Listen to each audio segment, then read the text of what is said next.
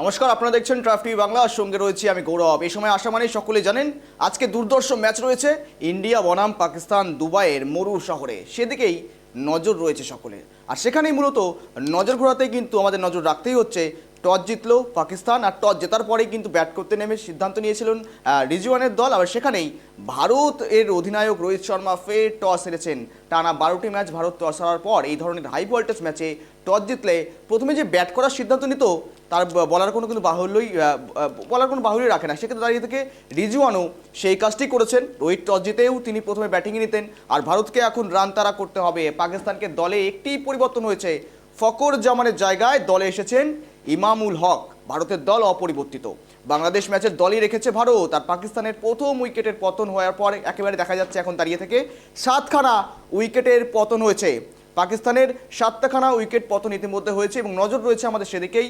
এবং সেখানেই আজ দুবাই পাকিস্তান ম্যাচ দেখে কি মনে হচ্ছে আপনার? ভারতের জন্য ম্যাচ জয় লাভ করা কতটা কঠিন হতে পারে, এই প্রশ্ন কিন্তু এখন ঘুরপাক খাচ্ছে।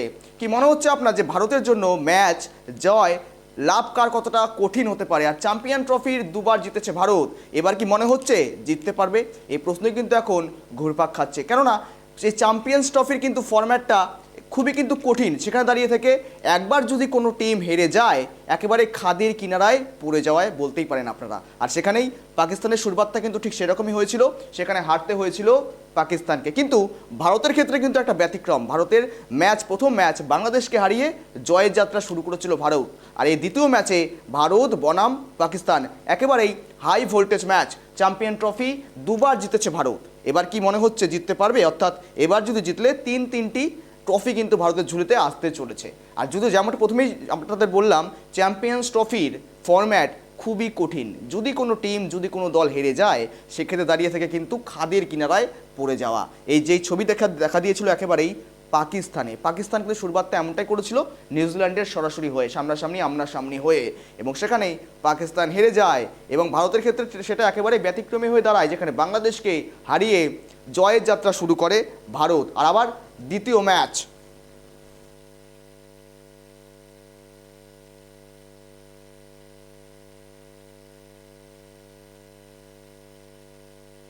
পাকিস্তানের সপ্তম উইকেটের পতন ইতিমধ্যেই ম্যারের মোড় ঘোরাতে পারেন ভারতীয় স্পিনাররা, এমনটাই কিন্তু মনে করা হচ্ছে ক্রিকেট মহল থেকে শুরু করে বিশেষজ্ঞ মহলে। পাঁকবধ করলে মিলবে সেমিফাইনালের টিকিট। অর্থাৎ আজ যদি ভারত এবং পাকিস্তানের মুখোমুখি যে ম্যাচ চলছে সেখানে ভারত যদি উত্তীর্ণ হয় তবে কিন্তু একেবারেই সরাসরি সেমিফাইনালের টিকিট হাতে আসবে ভারতের। 5 টুকরো লড়াই ভারত এবং পাকিস্তানের সপ্তম উইকেটের পতন। এ সমস্ত বিষয় নিয়ে আপডেট নেব। সঙ্গে রয়েছে আমার সহকর্মী রিমিক। তোমাকে শুভ সন্ধ্যা। দেখো, মূলত যেদিকে টান উত্তেজনা উন্মাদনা রয়েছে ভারতীয় দর্শকদের, চলছে দুবাইয়ে মরু শহরে ভারত বনাম পাকিস্তান ম্যাচ। এবং সেখানে যেটাতে শুরু করলাম, এই চ্যাম্পিয়ন্স ট্রফির ফরম্যাটটা খুবই কঠিন। একবার যদি কেউ হেরে যায় খাদের কিনারায় পড়ে যাওয়া। আর যেটা শুরু হয়েছিল পাকিস্তানে কিন্তু দেখেছিলাম পাকিস্তান প্রথম ম্যাচ হেরে যায় এবং দ্বিতীয় ম্যাচে রীতিমতো সামনাসামনি ভারতের। সেক্ষেত্রে দাঁড়িয়ে ইতিমধ্যেই 7 উইকেটের পতন হলো। রিমিক,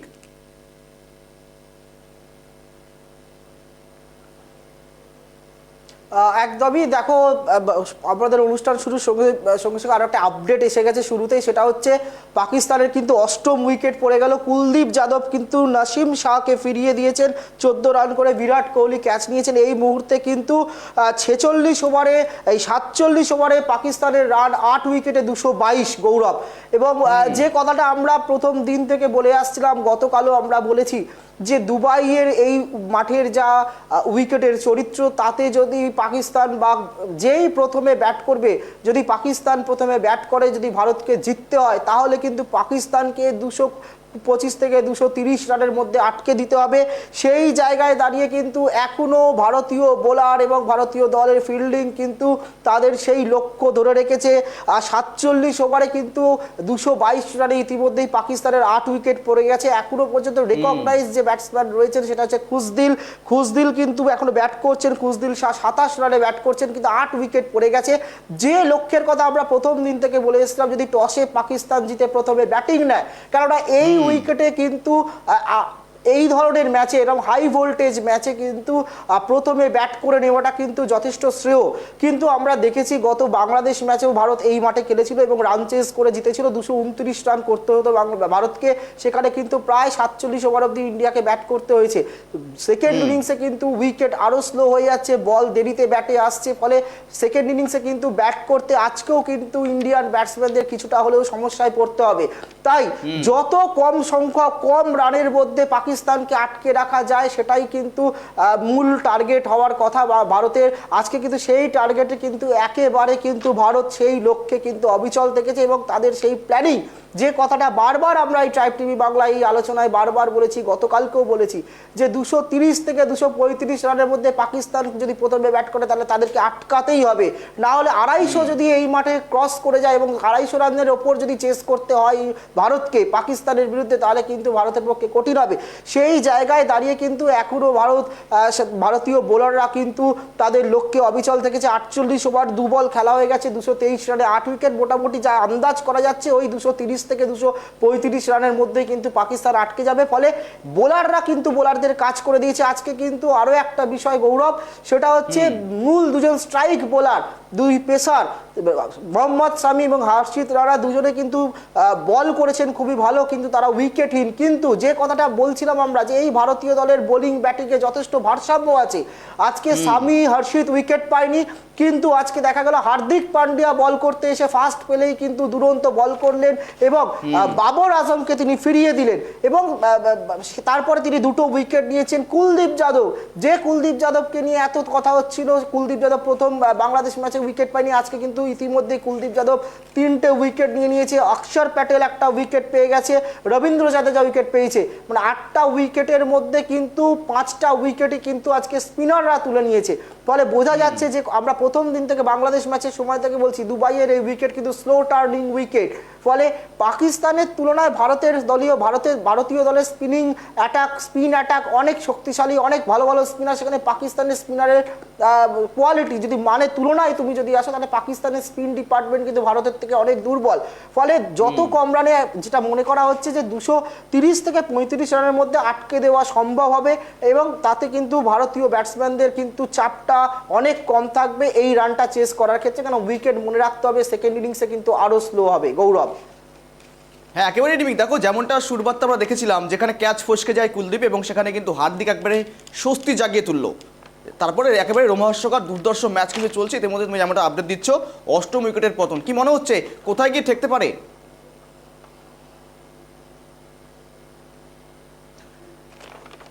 দেখো এই রানটাও কিন্তু মানে আজকে কিন্তু ভারতের লাক কিন্তু খুব ফেভার করেছে। এই কারণেই বলবো, আমরা আগের দিনও বলছিলাম, বাংলাদেশ ম্যাচেও আমরা দেখেছিলাম যে 35 রানে 5 উইকেট ফেলে দেওয়ার পরে কিন্তু তৌহিদ হৃদয়, জাকির আলী 154 রানের ইনিংস খেলেছিল, ফলে বাংলাদেশের রানটা 228-এ গেছিলো, দুটো ক্যাচ মিস হয়েছিল, একটা স্টাম্প মিস হয়েছিল। আজকেও কিন্তু আমরা দেখলাম যে ভারত কিন্তু উইকেটটা প্রথম থেকে কিন্তু উইকেট নিয়েছিল, কিন্তু 47 রানের মধ্যেই 2টো উইকেট ফেলে দিয়েছিল ভারত। তারপর কিন্তু আমরা যেটা দেখলাম যে অধিনায়ক মোহাম্মদ রিজওয়ান এবং সাউথ শাকিল তারা কিন্তু আবারও কিন্তু ওই মাঝখানে একটা 104 রানের ইনিংস খেললো। 47 রানে দ্বিতীয় উইকেট পতন হয়, পাকিস্তানের ইমামুল হক রান আউট হয়, অসাধারণ ডাইরেক্ট হিটে আউট করেন অক্ষর প্যাটেল। তারপরে কিন্তু পাকিস্তানের উইকেট পড়লো 151 রানের মাথায়, প্রায় 104 রানের একটা পার্টনারশিপ খেললো এই সাউথ শাকিল এবং ক্যাপ্টেন রিজওয়ান। এবং আজকে ভারতের ভাগ্য এই কারণেই তোমায় ভালো বলছি, যখন 34তম ওভারের দ্বিতীয় বলে যখন রিজওয়ান আউট হলেন অক্ষর প্যাটেলের বলে বলল, তার আগের ওভারেই 33তম ওভার যখন চলছিল, 33তম ওভারের শেষ বল হার্দিক পান্ডিয়া বল করছিলেন, সেখানে কিন্তু হর্ষিত রানা এই কিন্তু রিজওয়ানের ক্যাচ ফেলে দিয়েছিলেন। তখন রিজওয়ান কিন্তু 44 রানে ব্যাট করছিল। ভাগ্য ভালো ভারতে যে তার পরের ওভারেই কিন্তু রিজওয়ানকে অক্ষর প্যাটেল বোল্ড করে 46 রানে আউট হয় এবং তার ওই ওভারেই তার পঞ্চম বলে কিন্তু এটা দ্বিতীয় বলে রিজওয়ান আউট হয়, পঞ্চম বলে আবার আরেক সেট ব্যাটসম্যান সাউথ শাকিল তার ক্যাচ কিন্তু অক্ষর প্যাটেলের ওভারে কিন্তু ফেলে দিয়েছিলেন হচ্ছে কুলদীপ যাদব, যদিও কঠিন ক্যাচ ছিল। তখন কিন্তু সাউথ শাকিল 57 রানে ব্যাট করছিল, কিন্তু ভারতের ভাগ্য এই কারণেই ভালো বলছি, তার পরের ওভারেই কিন্তু সাউথ শাকিলকে কিন্তু ফিরিয়ে দেন অক্ষর প্যাটেল এই হার্দিক পান্ডিয়া। ফলে আজকেও কিন্তু 2টো ক্যাচ দুই সেট দুজনের ক্যাচ কিন্তু একদমই হার্দিক পান্ডিয়া খুব ইম্পর্টেন্ট ছিল এই ব্রেক থ্রুটা, যে কথাটা প্রথমে বললাম। আজকে হার্দিক পান্ডিয়ার এই স্পেলটা কিন্তু, এই আজকের বোলিং স্পেলটা কিন্তু হার্দিক পান্ডিয়া এটা মনে রাখতে হবে, এটা কিন্তু যথেষ্ট ইম্পর্টেন্ট। ফার্স্ট স্পেল বল করতে এলেও আমরা দেখলাম যে মোহাম্মদ শামি 2-3 ওভার বল করার পরেই তার মনে হয় হ্যামস্ট্রিং বা কোনো একটা সমস্যা হয়েছিল, তিনি উঠে যান।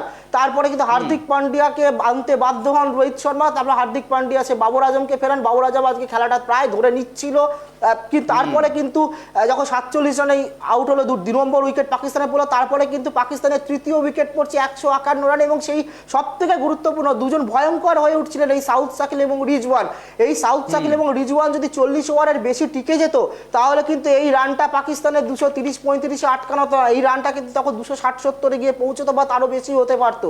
ফলে হার্দিক পান্ডিয়া এই যে খুব গুরুত্বপূর্ণ ব্রেক থ্রুটা দিয়েছেন রিজওয়ান এই বেকে ফিরিয়ে দিয়ে, এবং অক্ষর প্যাটেল, তারপরে অক্ষর প্যাটেল ফেরার হচ্ছে সাউথ শাকিলকে, হার্দিক পান্ডিয়া সাউথ শাকিলকে ফেরান এবং রিজওয়ানকে অক্ষর প্যাটেল বোল্ড করেন। এই দুটো ব্রেক থ্রু কিন্তু ভারতের কাছে খুব দরকার ছিল, এবং যদি ভারত আজকে জেতে, এটা কিন্তু ম্যাচের অন্যতম টার্নিং পয়েন্ট হয়ে থাকবে এই ব্রেক থ্রুটা, অক্ষর প্যাটেলের ফিরিয়ে দেওয়া রিজওয়ানকে এবং সাউথ শাকিলকে হার্দিক পান্ডিয়ার ফিরিয়ে দেওয়া। এই দুজন ব্যাটসম্যান যদি আজকে টিকে যেত, তাহলে কিন্তু ভারতের পক্ষে কোনোভাবেই সম্ভব হতো না 230-40 রানের মধ্যে আটকানো। সেই রানটা কিন্তু 280-90-এ পৌঁছতো, এবং সেক্ষেত্রে কিন্তু ভারতকে যথেষ্ট বেগ পেতে হতো। ফলে আজকে এখনো পর্যন্ত যা আমরা খেলা দেখেছি, প্রায় 49 ওভার খেলা চলছে, 234 রান তুলে ফেলেছে ইতিমধ্যেই। ফলে যা দেখছি তাতে কিন্তু এখনো ভারত যে পরিকল্পনা করে নেমেছিল, তাতে কিন্তু ভারতীয় বোলাররা কিন্তু আজকে তাদের পরিকল্পনায় একদম লক্ষ্যে অবিচল থেকেছে।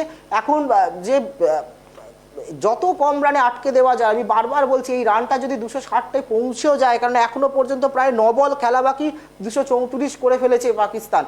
ফলে এই রানটা যেন কোনোভাবেই খুব বেশি রান না হয়, কারণ আমরা দেখেছিলাম আগের দিন বাংলাদেশের বিরুদ্ধে 229 রান তুলতে গিয়ে ভারতকে 47 ওভার অবধি খেলতে হয়েছিল। শুভমন গিল অসাধারণ ইনিংস খেলেছিল। ফলে যত কম রানে আটকা দেওয়া যায় ততটাই কিন্তু ভারতের পক্ষে ভালো, কেননা বারবার বলছি দুবাই ইন্টারন্যাশনাল স্টেডিয়ামের এই উইকেট কিন্তু সেকেন্ড ইনিংসে ব্যাট করাটা আরও কঠিন হয়ে দাঁড়াবে। গৌরব, একেবারে, কিন্তু দেখো মূলত আসবো এই খবরের দিকে, দেখো মূলত নজর তো রয়েছে আমাদের। আর একে ঘিরে রীতিমতো কিন্তু একটা যোগ্য থেকে শুরু করে মানুষের মধ্যে একটা উন্মাদনা, ভারতীয়দের মধ্যে উন্মাদনা বিভিন্ন মহলে কিন্তু দেখা যাচ্ছে রিমি। কিন্তু দেখো আজকে কোথাও কি বিরাট কোহলিকে অতটা কি ফর্মে কি দেখা যায়নি, যেখানে কিন্তু ফর্মে দেখা গেল কুলদীপ থেকে শুরু করে হার্দিক, এমনকি অক্ষর প্যাটেলকে, যেখানে কিন্তু বিরাট কোহলি কি কতটা কি ফর্মে কোথাও দেখা কি গেল না আজকে?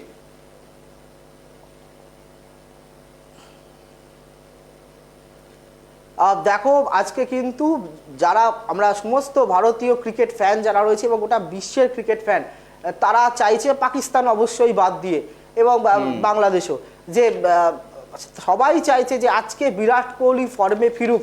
কেননা আমরা গতকাল দেখেছি বিরাট কোহলি ইন্ডিয়া টিমের প্র্যাকটিসের প্রায় ঘন্টা দুয়েক আগে আইসিসির যে একাডেমি দুবাইতে, সেখানে পৌঁছে যান। দুবাইয়ের কয়েকজন স্থানীয় বোলারকে নিয়ে গিয়ে দীর্ঘক্ষণ নেটে প্রায় 1.5 ঘন্টারও বেশি সময় ধরে নেটে ব্যাটিং প্র্যাকটিস করেন। তা ফলে বিরাট কোহলি নিজের মধ্যে একটা তাগিদ রয়েছে। দেখো যাদের নিয়ে প্রশ্ন উঠেছিল, তারা কিন্তু নিজেদেরকে এখনো পর্যন্ত প্রমাণ করেছেন। কেএল রাহুল, ঋষভ পান্ত নিয়ে প্রশ্ন উঠছিল। কেএল রাহুল কিন্তু আগের দিনকে একটা বাংলাদেশের বিরুদ্ধে ক্যাচ পেলেও কিন্তু খুব ইম্পর্টেন্ট 41 রানের একটা ইনিংস খেলেছিল শুভমন গিলের সঙ্গে, সেই জন্য ম্যাচটা যেটা সহজ হয়ে গেছিল। কেএল রাহুল তিনি প্রুভ করেছেন। হর্ষিত রানাকে নিয়ে প্রশ্ন উঠছিল যে আর্শদীপ সিং বসে আছেন মাঠের বাইরে রিজার্ভ বেঞ্চে, সেখানে হর্ষিত রানাকে গৌতম গম্ভীর খেলাচ্ছেন, সেই নিয়ে প্রশ্ন উঠেছিল। হর্ষিত রানা প্রথম ম্যাচে 3টে উইকেট নিয়েছে, আজকে খুব ভালো বল করেছেন, যদিও আনফর্চুনেটলি উইকেট পাননি এখনো পর্যন্ত। কুলদীপ যাদবকে নিয়ে প্রথম ম্যাচে কিন্তু রান দিয়েছেন, উইকেট পাননি। কুলদীপ যাদবকে নিয়ে প্রশ্ন হয়েছিল, বরুণ চক্রবর্তীর মধ্যে ফর্মে থাকা স্পিনার বসে আছে কুলদীপ যাদব। কেন কুলদীপ যাদবকে কিন্তু দলে রাখা হয়েছে এই কারণে যে কুলদীপ যাদবের কিন্তু পাকিস্তানের বিরুদ্ধে রেকর্ড কিন্তু খুব ভালো, এবং সেটা কিন্তু কুলদীপ আজকে প্রমাণ করলো। ইতিমধ্যেই 3টে উইকেট কুলদীপ নিয়েছে। ফলে যাদের যে জায়গাগুলো নিয়ে প্রশ্ন ছিল, সেই জায়গাগুলো কিন্তু তারা কিন্তু জবাব দিয়েছে। রোহিত শর্মা ইংল্যান্ডের বিরুদ্ধে সিরিজে সেঞ্চুরি পেয়েছিল, প্রথম ম্যাচে বাংলাদেশের বিরুদ্ধে কিন্তু শুরুটা দারুণ করেন, একটা 41 রান 39 রানের ইনিংস খেলেন 41 রানে। ফলে প্রত্যেকে কিন্তু শুধু এখন তাকিয়ে আছে একজনের দিকেই, মানে গোটা ভারতের সমস্ত ভারতবাসী, সমস্ত ভারতীয় ক্রিকেট ফ্যান এবং গোটা বিশ্বে যারা বিরাট কোহলির ভক্ত আছে তারা প্রত্যেকে চাইছেন যে আজকে বিরাট কোহলি ফর্মে ফিরুক। আর যদি বিরাট কোহলি ফর্মে ফেরেন, বিরাট কোহলি যদি রানে ফেরেন, বিরাট কোহলি নিজেও কিন্তু মরিয়া আজকে পাকিস্তানের বিরুদ্ধে কিন্তু রানে ফেরার জন্য। সেই জন্য আমরা দেখলাম গতকাল পার্সোনালি ব্যক্তিগতভাবে টিমের সঙ্গে ছাড়াও প্রায় 1.5 ঘন্টা ব্যক্তিগতভাবে ব্যাটিং প্র্যাকটিস করেছেন নেটে। ফলে বিরাট কোহলিও মরিয়া হয়ে রয়েছেন। কেননা দেখো, বিরাট কোহলির মতো প্লেয়ার, এই লেভেলের, এই স্ট্রেচারের যিনি প্লেয়ার যারা, তারা কিন্তু এই সমস্ত বড় মঞ্চগুলোকেই কিন্তু বেছে নেয় কামব্যাকের জন্য। ফলে আজকে কিন্তু সকলের নজর থাকবে কিন্তু বিরাট কোহলির দিকে, বিরাট কোহলি রানে ফেরা। আর যদি বিরাট কোহলি ফর্মে ফেরে তাহলে কিন্তু ভারত পাকিস্তান যত রানই তুলুক, এখনো পর্যন্ত 49 ওভার খেলা হয়ে গেছে, নবমতম উইকেট পড়লো রিমিক এই মুহূর্তে, 241 নবমতম উইকেট। এই বিষয়ে আপডেট দাও।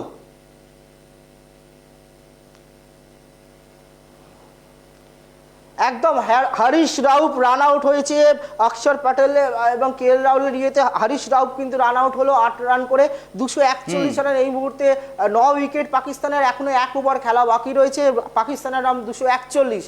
ফলে ভারত কিন্তু তাদের লক্ষ্য যেটা টার্গেট সেট করেছিল এবং আমরাও বারবার এই স্টুডিওতে বসে বারবার একই কথা বলেছি এই ম্যাচ, কারণ এই ম্যাচে শুধু ক্রিকেটীয় লড়াই নয়, শুধুমাত্র ব্যাট বলের লড়াই নয়, দুই দলের মনস্তাত্ত্বিক একটা লড়াই থাকে। কিন্তু সেই মনস্তাত্ত্বিক লড়াইটা কিন্তু যারা মাঠের মধ্যে কন্ট্রোল করতে পারবে, গ্রিপে রাখতে পারবে, তারা কিন্তু শেষ হাসি হাসবে।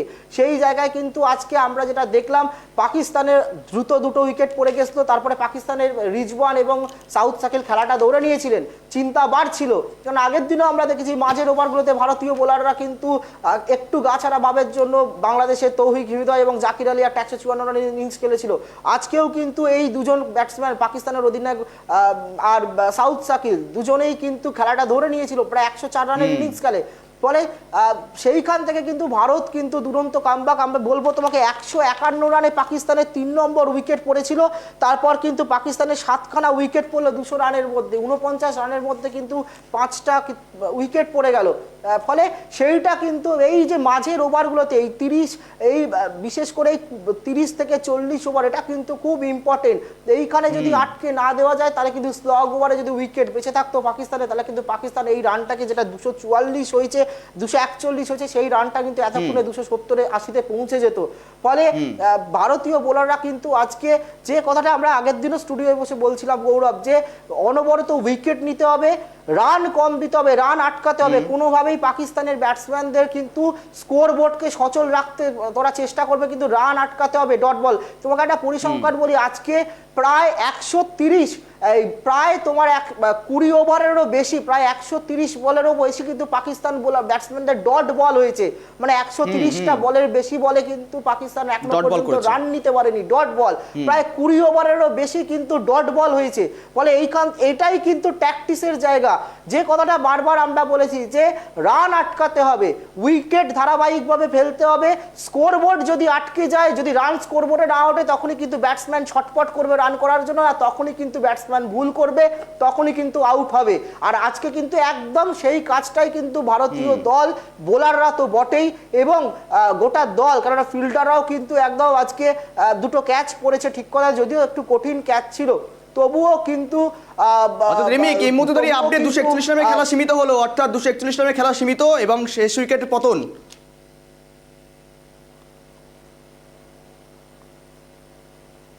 একদমই 2 বল বাকি থাকতেই কিন্তু 49 ওভার 4 বলেই কিন্তু অল আউট হয়ে গেল পাকিস্তান। 241 ভারতের জন্য, জয়ের জন্য লক্ষ্যমাত্রা ভারতের 242।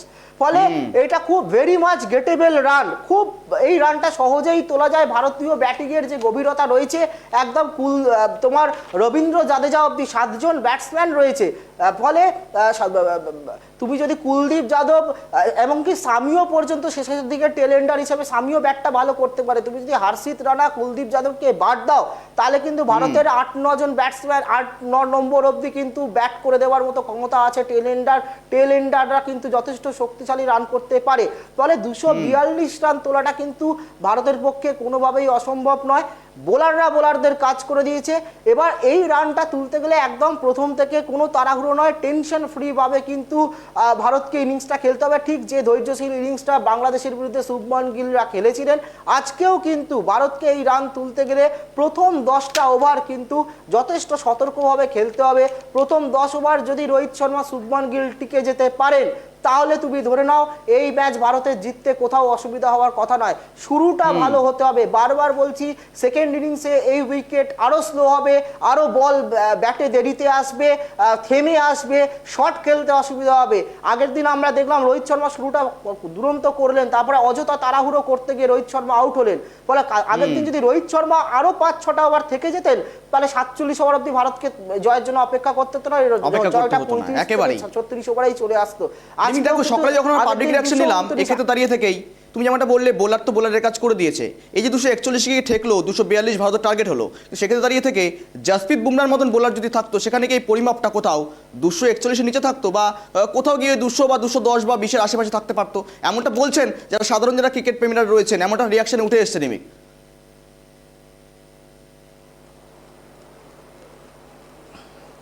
আর দেখো জাসপ্রীত বুমরা তো অসাধারণ, মানে কোনো সন্দেহ নেই।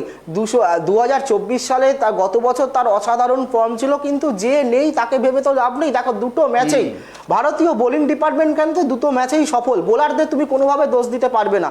হর্ষিত রানা স্বামী উইকেট নিয়েছে, অক্ষর প্যাটেল প্রথম ম্যাচে উইকেট পেয়েছে, আজকেও কুলদীপ যাদবের একটা হ্যাটট্রিক চান্স হয়ে প্রায় গিয়েছিল যখন তাহির যখন আফ্রিদিকে এবং সলমান তাহির আগাকে যখন ফেরালো 43 ওভার 4 বলে এবং 43 ওভারে পঞ্চম বলে যখন পরপর দুটো উইকেট নিয়েছিল কুলদীপ যাদব। ফলে তুমি বোলাররা কিন্তু দুটো ম্যাচে কিন্তু ভারতের বোলিং ডিপার্টমেন্ট কিন্তু উত্তরে গেছে, কোনো সন্দেহ। তখন যে নেই তাকে ভেবে আর লাভ নেই। জাসপ্রীত বুমরা থাকলে কি হতো না সেটা ভাবার আর জায়গা নেই। ফলে মোহাম্মদ শামি, হর্ষিত রানা তারা সফল। স্পিনে তুমি যদি আসো, অক্ষর প্যাটেল, আজকে কুলদীপ যাদব সফল, আজকেও অক্ষর প্যাটেল উইকেট পেয়েছে, বাংলাদেশ ম্যাচে পেয়েছিল। কুলদীপ যাদব বাংলাদেশ ম্যাচে উইকেট পায়নি, কিন্তু কুলদীপ যাদব আজকে কিন্তু উইকেট পেয়েছে। কুলদীপ যাদব 9 ওভারে 40 রান দিয়ে 3 উইকেট নিয়েছে। রবীন্দ্র জাদেজা উইকেট পেয়েছেন। ফলে তুমি যদি দেখো হর্ষিত রানা শেষ উইকেটটা হর্ষিত রানা নিয়েছে, হর্ষিত রানাও কিন্তু প্রায় 7 ওভার 4 বল করে 30 রান দিয়ে 1 উইকেট নিয়েছে।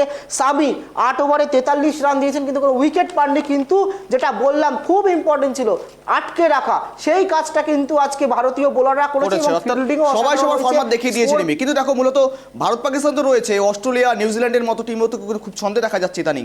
এবার কতটা চান্স রয়েছে তার ট্রফি জেতার?